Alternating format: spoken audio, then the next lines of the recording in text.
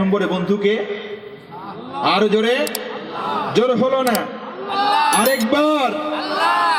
2 নম্বরে আমাদের বন্ধু হলেন রাসূল। ঘোষণা কার? আর জোরে বলেন।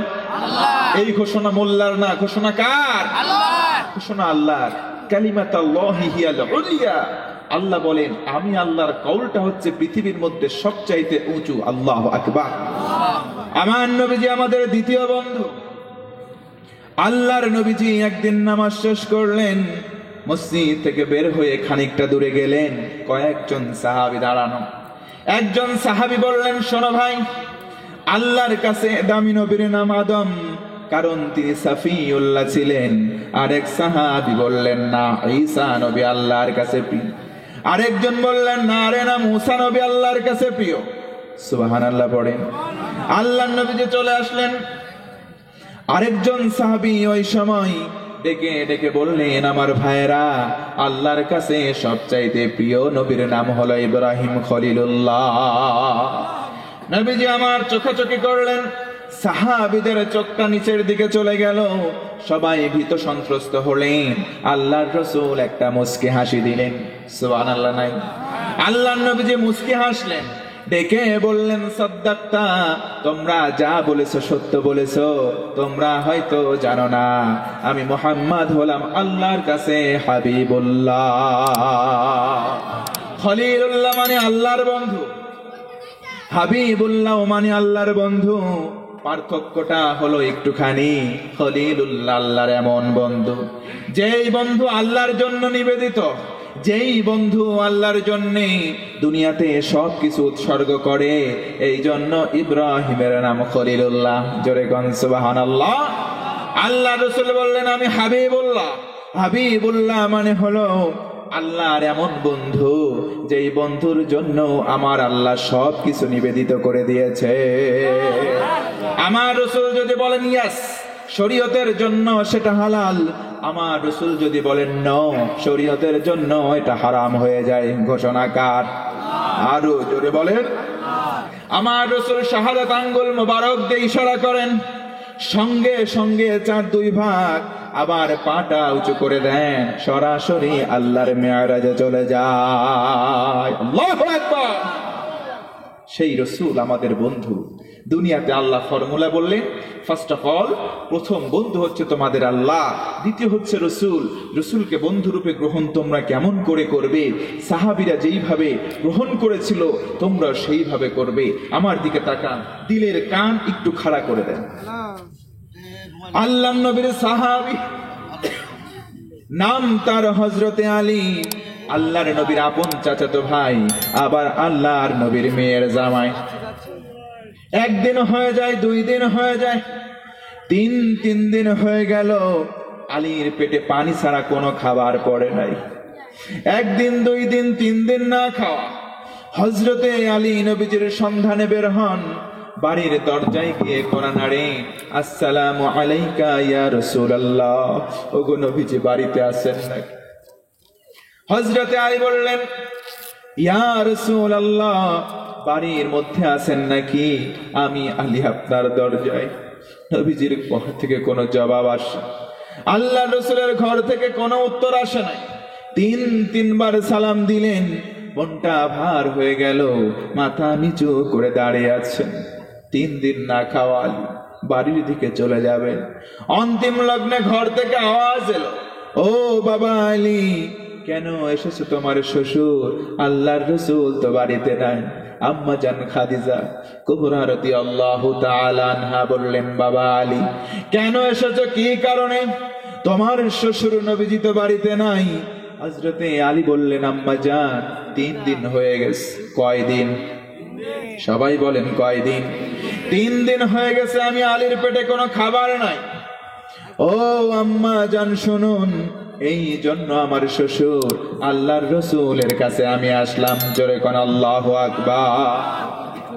3 দিন আমি খেতে পাই নাই, শুধুমাত্র পানি পান করে করে আমি 3 দিন অতিবাহিত করলাম। এজন্য আল্লাহ নবীজির শরণাপন্ন হয়েছে। আম্মা জান খাদিজা কেঁদে দিলেন, দিয়ে বললেন, বাবা আলী, তাড়াতাড়ি বাড়ির দিকে ফিরে যাও, কারণ তুমি না খেয়ে আছো 3 দিন। তোমার শ্বশুর রাহমাতাল লিল আলামিন আল্লাহ রাসূল সাল্লাল্লাহু আলাইহি ওয়াসাল্লাম আজকে প্রায় 10 দিনের মতো সময় না খেয়ে আছে। আজকে সকালবেলা ক্ষুধা সহ্য করতে পারে নাই। ক্ষুধার যন্ত্রণা এত প্রকট, পেটের মধ্যে একটা পাথর নিয়েছে, দড়ি দিয়ে পিঠের সঙ্গে বেঁধে রেখেছে। ক্ষুধার যন্ত্রণা সহ্য করতে পারে নাই। ও বাবা আলী, তাড়াতাড়ি বাড়ির দিকে ফিরে যাও, তোমার শ্বশুর তোমাকে খাবার দিতে পারবে না। হযরতে আলী কান্না শুরু করলেন, ডেকে বললেন, আম্মা জান, আমি তো নবীজির কাছে খাবার চাইতে আসি নাই। আমি আলীর যখন পেটের মধ্যে ক্ষুধা লেগে যায়, আমি দৌড়িয়া মসজিদে চলে যাই, আল্লাহর নবীজির সামনে দাঁড়াই, নবীজির নূর চেহারা মোবারকটা দেখি, দেখার সাথে সাথে আমার ক্ষুধা নিবারণ হয়ে যায়। ও মা, আমি তো নবীজির কাছে খাবার চাইতে আসি নাই, আমি নবীজির কাছে এই জন্য আসলাম আম্মা জান, নবীজির চেহারা মোবারক দেখবো, আমার ক্ষুধা এমনিতেই নিবারণ হয়ে যাবে। কেমন ভালোবেসেছেন! নবীজির চেহারা মোবারক দেখে তাদের 3 দিন না খেয়ে থাকা ক্ষুধা একদম নিবারণ হয়ে গেছে। একটু জোরে বলেন না সুবহানাল্লাহ। বন্ধুগণ আমার, নবীজিকে ভালোবাসতে হবে, নবীজিকে বন্ধু হিসেবে গ্রহণ করতে হবে, সাহাবীদের পদাঙ্ক অনুসরণ করে করে। কারণ নবীজি বলেন, আসহাবি কান্নুজুম, আমার একটা সাহাবী একটা আকাশের তারা। জোরে বলা যাবে না আল্লাহু আকবার। আজকে আমরা বলি স্টার কাকে? বিরাট কোহলিকে আমরা স্টার বলি, মোহাম্মদ শামিকে স্টার বলি, আমরা স্টার বলি লিওনেল মেসিকে, আমরা CR7 কে স্টার বলি, আমরা শাহরুখ খান সালমান খানকে স্টার বলি। না রে ভাই না, আল্লাহ রাসূল বলেছেন আসহাবি কান নুজুম, আমার একটা সাহাবী একটা স্টার। আল্লাহু আকবার। এদের মডেল, এদের পদাঙ্ক অনুসরণ করো না। চুল কেটেছে আজকে নেইমারের মতো, চুল কেটেছে অ্যান্ড্রু রাসেলের মতো, মাথার মধ্যে মনে হয় ইঁদুর। এ যুবক আছে না নাই? আল্লাহ রসুল বলেন দুনিয়াতে যার সাথে যার মহাব্বত, তার সাথেই তার কিয়ামত। তুমি যদি চুল কাটো তার মতো করে সদৃশ, তোমার কিয়ামতটাও তার সাথে হবে। সে যদি জাহান্নামে যায়, তুমি যাবা কই? কথা বলেন কই? আল্লাহ রসুল একদিন বসে আছেন, একজন সাহাবী আসলেন, ডেকে বললেন, মাতা সাআতু ইয়া রাসূলুল্লাহ, ওগো নবী, কিয়ামত কবে হবে? কিয়ামত কবে হবে আমি জানতে চাই। আল্লাহর নবী বললেন, সাহাবী, কিয়ামতের জন্য কেমন প্রস্তুতি নিলে? কিয়ামত কঠিন বিষয়, সহজ বিষয় নয়।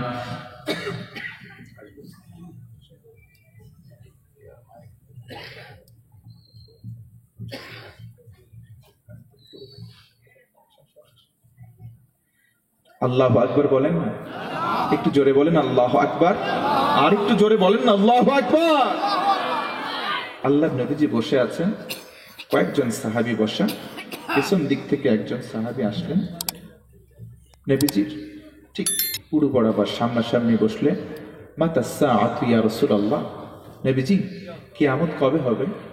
আমার রাসূল প্রশ্নের জবাব দিলেন না, পাল্টা প্রশ্ন করলেন, মা ইস্তাআদাত্তা লাহা, ওরে সাহাবী, কিয়ামত তো কঠিন বিষয়, সেদিন মা সন্তানকে ভুলে যাবে, স্বামী স্ত্রীকে ভুলে যাবে, ভাই তার ভাইকে ভুলে যাবে, পালাতে থাকবে। ইয়াউমা ইয়াফিরুল মারউ মিন আখি ওয়া উম্মিহি ওয়া আবি ওয়া সাহিবাতিহি ওয়া বানি। আল্লাহ অন্য আয়াতে বলেন, আল ইয়াউমা নাখতিম আলা আফওয়াহিহিম ওয়া তুকাল্লিমুনা আইদিহিম ওয়া তাশহাদু আরজুলুহুম বিমা কানু ইয়াকসিবুন। আল্লাহ বলেন, মুখ বন্ধ করে দেওয়া হবে, এই হাতের জবান খুলে যাবে, পা সাক্ষী দেবে।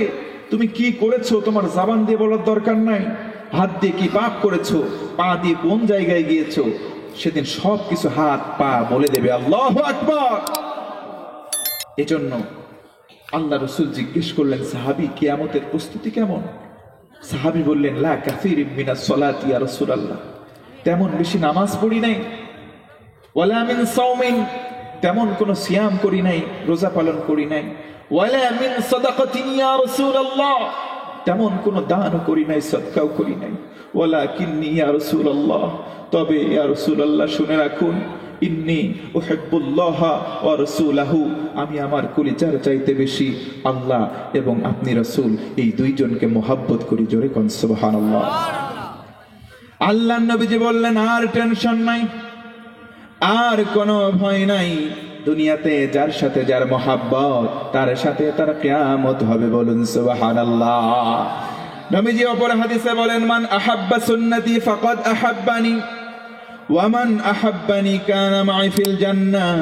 নবীজি বলেন, মান আহাব্বা সুন্নতি, যে ব্যক্তি আমার সুন্নতকে ভালোবাসলো, ফাকাদ আহাব্বানি, সে যেন আমাকেই ভালোবাসলো, ওয়া মান আহাব্বানি, আর যে ব্যক্তি আমি রাসূলকে ভালোবাসলো, কানা মাই ফিল জান্নাহ।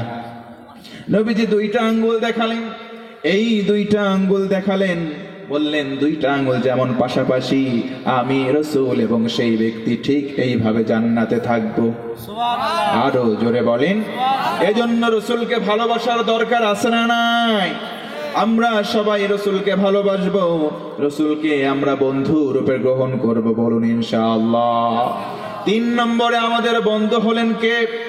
আমার আল্লাহ বলেন, আল্লাযীনা আমানু, যারা হবে মুমিন তোমাদের বন্ধু হবে তারা। আমরা সবাই মুমিন ইমানদার। আল্লাহ রাব্বুল আলামিন এই মুমিনদেরকে বললেন, সকল মুমিন তোমাদের বন্ধু না।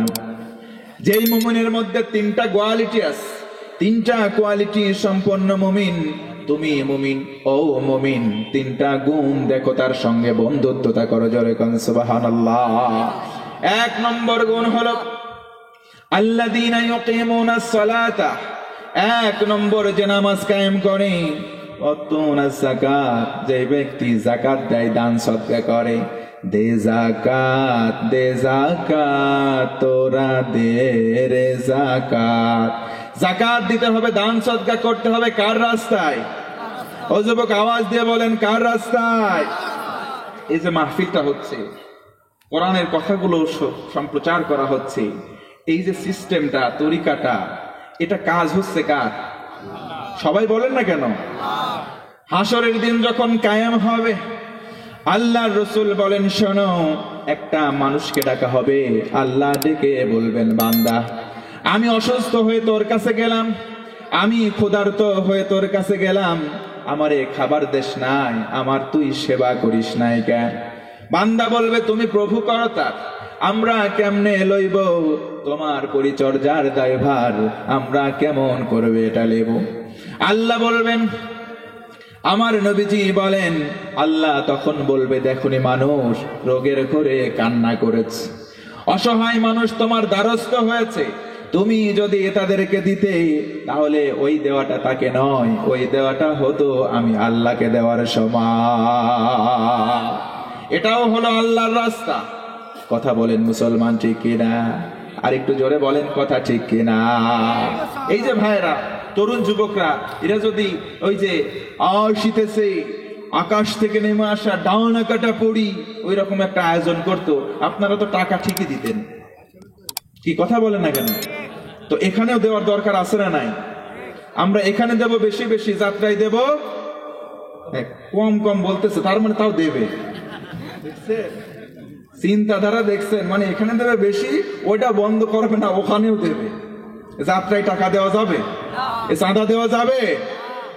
যাত্রায় যাই 3rd ক্লাস ফাত্রা মানুষ, একবার 3rd ক্লাস মানুষ যায় ওখানে। এজন্য যাত্রার সঙ্গে আমাদের কোনো সম্পর্ক থাকবে না। মেহেরবানি করে এই মাহফিলটা হোক, যুবকদেরকে আপনারা একটু সহায়তা করবেন। জাস্ট একটা রুমাল যাবে আপনাদের ভিতর দিয়ে, এখান থেকে ওই পাশ দিয়ে, কেউ যাবেন না, এখনো আলোচনার একটা পয়েন্ট বাকি আছে।